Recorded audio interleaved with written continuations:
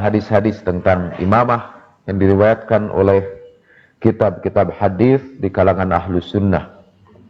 Dalam hadis Muslim, dalam kitabul imarah, bab al-amru biluzumil jamaah, dari Ibnu Umar, dia berkata, sami'tu Rasulullah sallallahu alaihi wa alihi wasallam yaqulu, man khala'a yadan min ta'atin laqiyallaha yawmal qiyamati la hujjata lahu, wa man mata wa laysa fi unuqihi bai'atun mata mitatan jahiliyatan. Siapa yang melepaskan tangannya dari ketaatan, maksudnya ketaatan terhadap imam, dia akan berjumpa dengan Allah pada hari kiamat tanpa mempunyai hujah yang akan membelanya. La hujjata lahu. Dan barang siapa yang mati dan dalam kuduknya tidak ada bai'ah, maka dia mati dalam kematian jahiliyah. Masih dalam riwayat Muslim dalam bab yang sama, dan Bukhari dalam bab yang kedua dari Kitabul Fitan dari Nabi sallallahu alaihi wasallam, qala, Rasulullah diriwayatkan berkata, man kariha min amirihi syai'an falyasbir alaih. Barang siapa yang membenci sesuatu dari amirnya, dari pemimpinnya, hendaknya dia bersabar atasnya. Fa innahu man kharaja min nasultani syibran mata mitatan jahiliyatan. Karena siapa yang keluar dari sultan, walaupun sesiku, dia mati dalam kematian jahiliyah. Dalam riwayat Ahmad disebutkan, qala Rasulullah sallallahu alaihi wasallam, man mata bi ghairi imamin mata mitatan jahiliyatan. Siapa yang meninggal tanpa imam, dia meninggal seperti, dia mati seperti mati jahiliyah. Nah, hadis-hadis itu yang diriwayatkan dalam kitab Bukhari, Muslim dengan sanad-sanad yang sahih menunjukkan tentang pentingnya masalah imamah. Karena kematian tanpa mempunyai imam adalah kematian jahiliyah. Bahwa ini maksud dengan mati jahiliyah adalah mati dalam keadaan kafir, bukan mati Islam. Mati dalam keadaan Islam, dia mati jahiliyah. Walaupun sebagian orang ada yang mentakwil dan mengatakan bahwa mati jahiliyah di situ bukan mati kafir, tetapi mati seperti keadaan orang-orang di zaman jahiliyah, yaitu mereka tidak mempunyai pimpinan. Jadi mati jahiliyah artinya mati dengan tidak mempunyai pimpinan.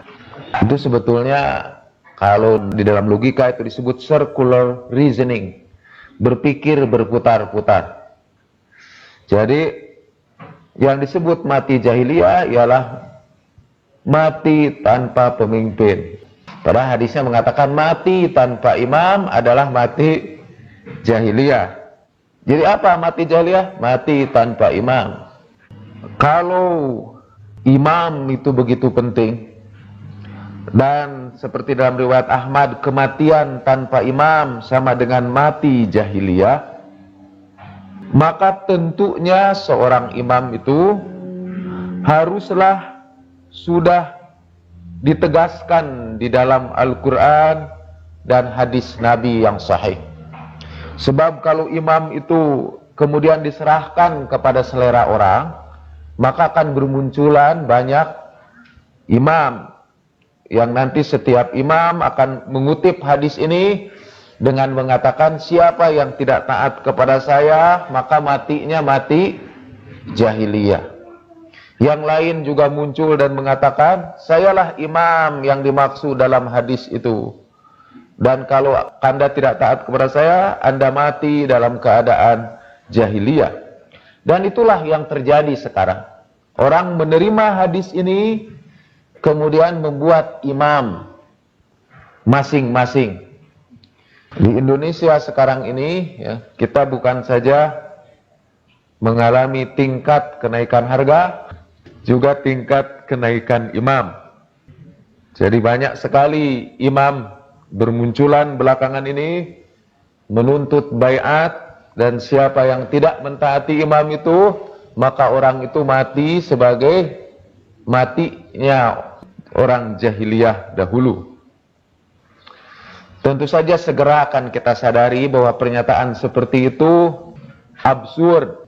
Pernyataan seperti itu sulit dipahami. Karena kalau misalnya imam itu hanya muncul di Indonesia dan tidak dikenal oleh orang-orang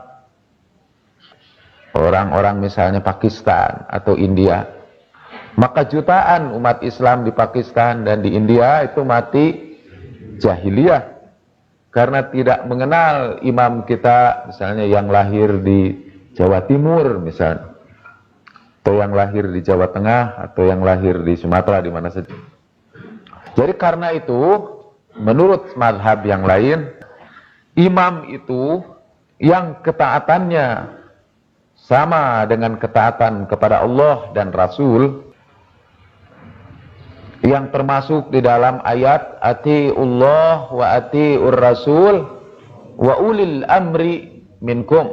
Nah, imam dalam pengertian ulil amri itu haruslah sudah ditetapkan oleh nas, harus sudah ditetapkan, ditegaskan di dalam Al-Quran dan hadis Nabi Sallallahu alaihi wasallam. Nah, tinggal pertanyaan, apakah ada ayat-ayat Al-Quran dan hadis-hadis Nabi yang menunjukkan tentang penunjukan imam sesudah Rasulullah Sallallahu alaihi wasallam itu? Siapa yang ditunjuk menjadi imam setelah Rasulullah meninggal dunia? Bukan Nabi, tetapi imam.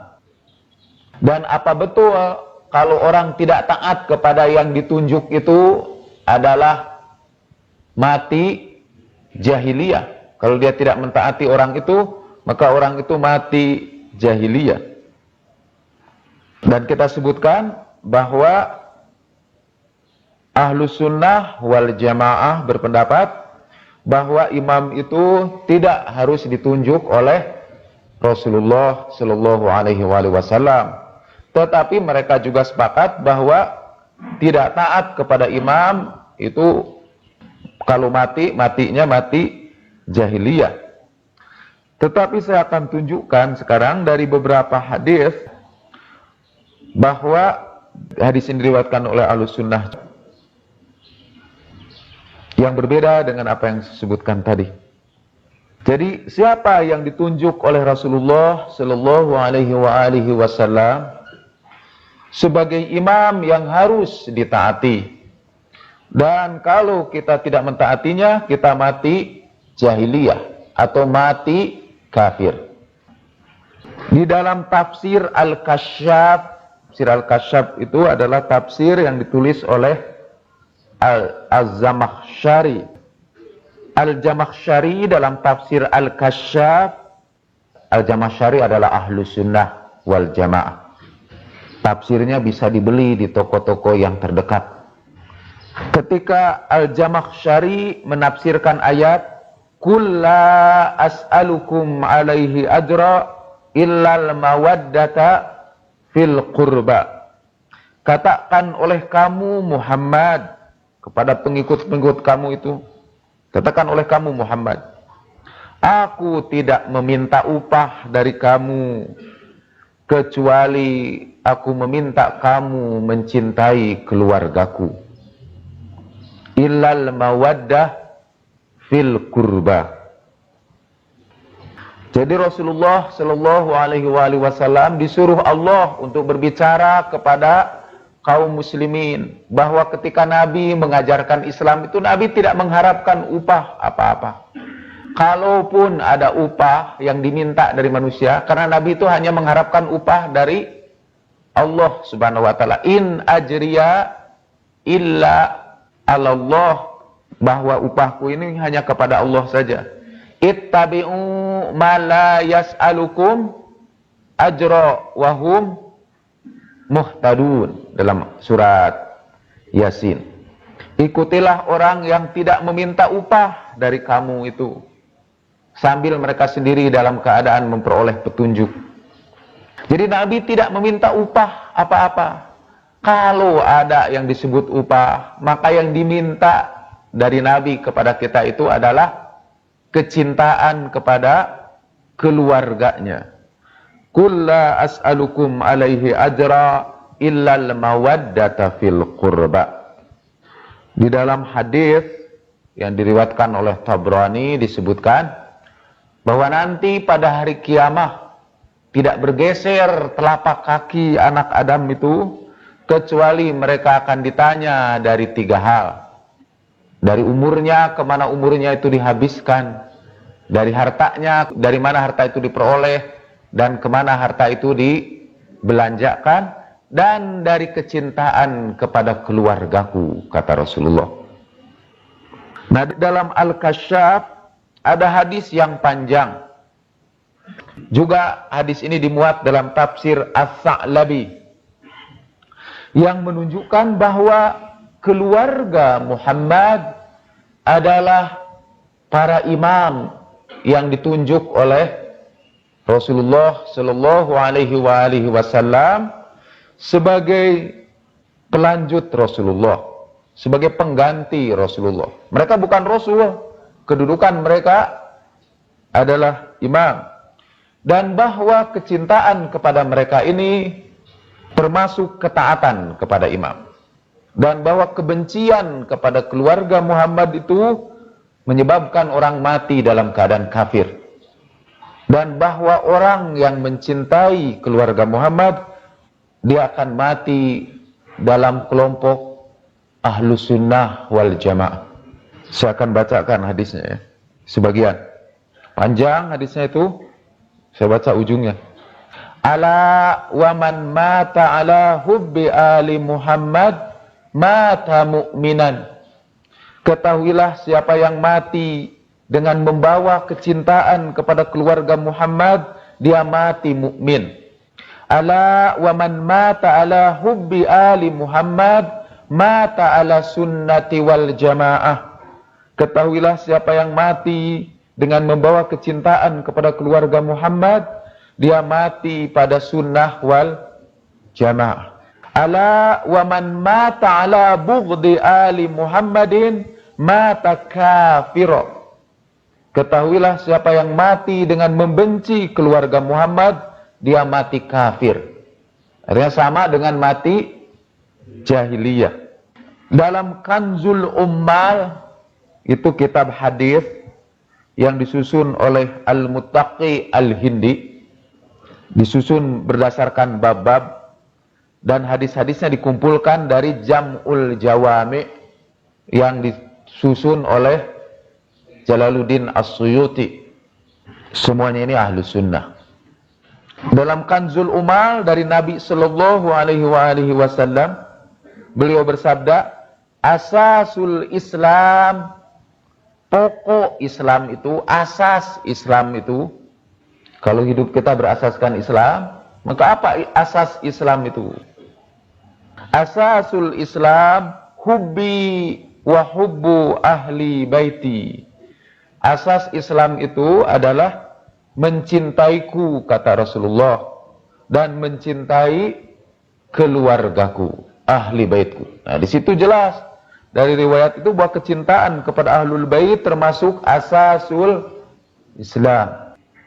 Mungkin ada orang yang berkeberatan, wah hadis ini bertentangan dengan Al-Quran, karena asas Islam itu adalah Al-Quran ya. Mereka lupa bahwa Al-Quran juga yang menyebutkan in kuntum tuhibbunallah fattabi'uni yuhibbukumullah. Rasulullah disuruh berkata oleh Al-Quran, jika kamu mencintai Allah, menurut Al-Quran, Rasulullah disuruh berkata, kalau kamu mencintai Allah, hendaknya kamu mengikuti aku. Yuhibbukumullah, nanti Allah akan mencintai kamu.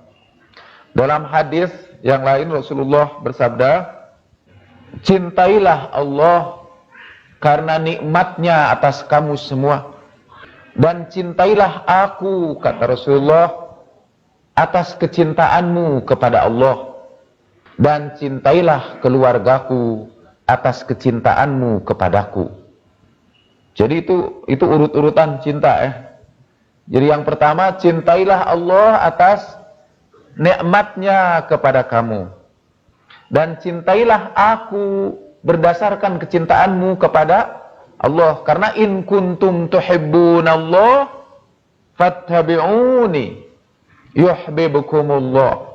Dan kemudian cintailah keluargaku atas dasar kecintaanmu kepada aku, kata Rasulullah. Dan tadi disebutkan, la as'alukum alaihi ajra illa al-mawaddah fil qurba.